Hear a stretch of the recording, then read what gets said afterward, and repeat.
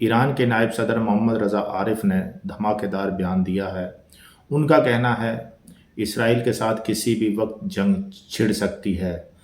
ये बयान पूरी दुनिया में बहुत बड़ा मौजू बना हुआ है और इस बयान के ऊपर बहुत ज़्यादा बहस छिड़ी हुई है।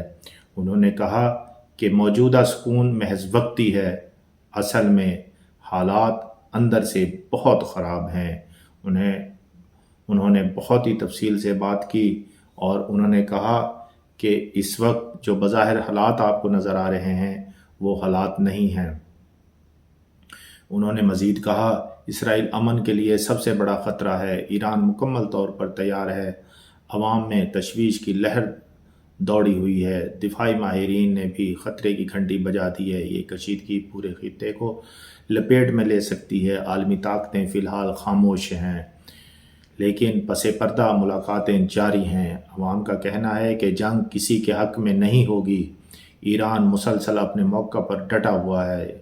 इसराइल भी जारहाना रवैया अख्तियार किए हुए है। माहिरीन कहते हैं हालात मज़ीद ख़राब हो सकते हैं। ये सूरत हाल आलमी अमन के लिए बड़ा इम्तिहान है। अगर जंग छिड़ी तो इसके असरात पाकिस्तान तक आएंगे।